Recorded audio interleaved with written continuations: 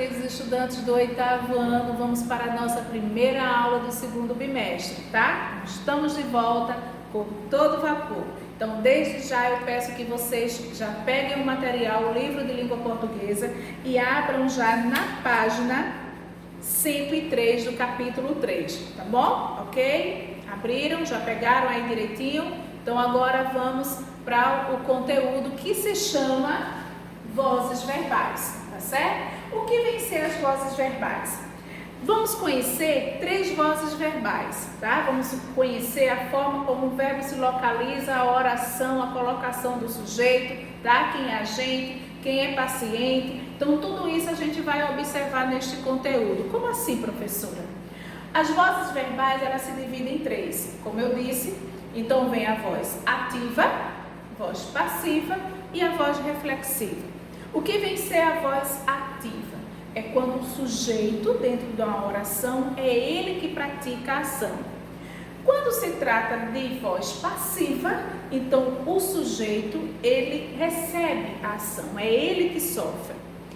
Dentro da voz reflexiva, ele pratica e recebe ao mesmo tempo esta ação, tá? Então vamos estudar essas 3 vozes verbais detalhadamente. Então vamos iniciar aqui com a voz ativa. O que vem ser a voz ativa? Como eu disse, o sujeito ele passa a ser o agente. Por quê? Porque é ele que pratica a ação. Então aqui eu tenho 3 exemplos para vocês compreenderem direitinho o que vem ser isso. Na primeira oração eu tenho os cangaceiros dividiam o tempo. Na segunda, os cangaceiros jogavam cartas. A terceira oração, os cangaceiros promoviam lutas. Então eu tenho o verbo da primeira oração, que é dividir. Eu tenho o verbo da segunda oração, jogava. Eu tenho o verbo da terceira oração, que é promover, tá? Se vocês observarem direitinho, eu tenho o verbo transitivo direto, tá? Onde esse verbo transitivo, que pede complemento, por ele ser um verbo transitivo direto, o seu complemento chamamos de, quem se lembra do conteúdo, transitividade verbal, chamamos de objeto direto. Então, se vocês observarem, dentro de cada oração, quem é o sujeito? Sujeito, os cangaceiros, tá? Mas esses cangaceiros são eles que estão praticando a ação nessas 3 orações. Então, já que o sujeito é os cangaceiros e cada oração eles estão praticando uma ação, tá certo? Poderia ser até outro sujeito que tivesse aqui, não importa. O que importa dentro da voz ativa é que o sujeito seja ele o praticante da ação, tá certo? Então, por isso que chamamos de voz ativa. É quando o próprio sujeito, ele pratica a ação. Então, aqui na primeira oração, os cangaceiros, qual foi a ação que eles praticaram? Eles dividiram. Dividiram o quê? O tempo. Aqui eles jogavam. Jogavam o quê? Cartas. Aqui na terceira, eles promoviam. Promoviam o quê? Lutas. Então, o complemento de cada verbo, já que os verbos são transitivos diretos, chamamos de objeto direto, tá? Estão entendendo direitinho? Dentro da voz ativa, o sujeito ele vai ser chamado de agente, porque é ele mesmo que pratica a ação.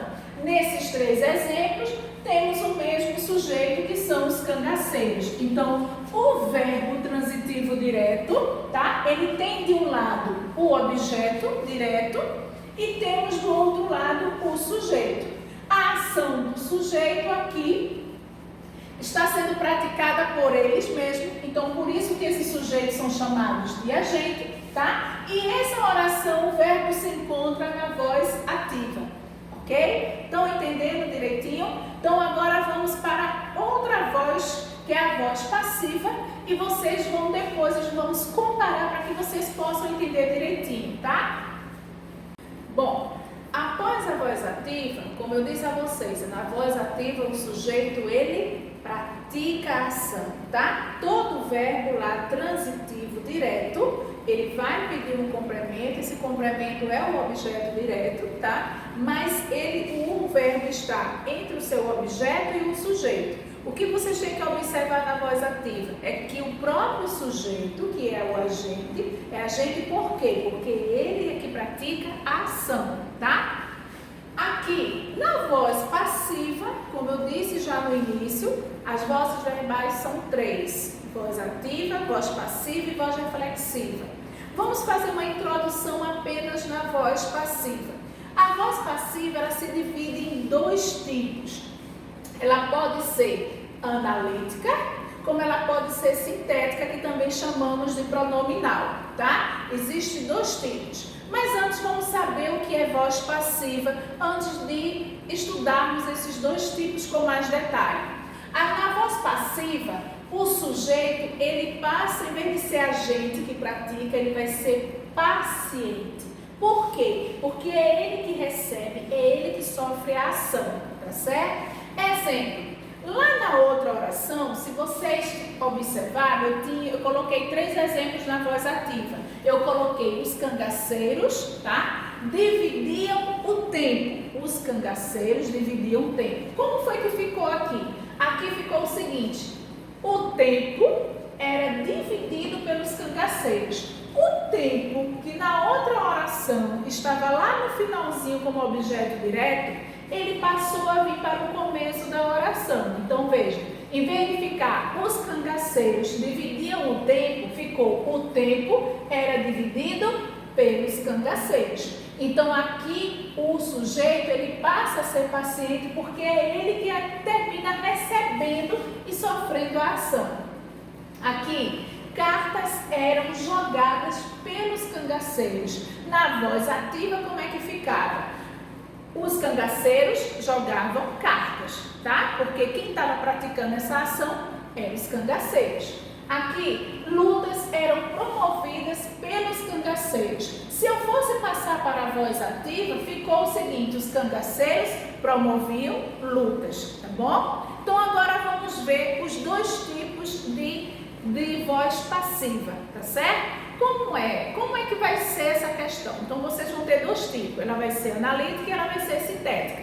Então agora vamos focar para que vocês possam compreender direitinho como é que eu posso transformar uma voz ativa em uma voz passiva. Ela pode ser sintética e pode ser analítica, tá certo?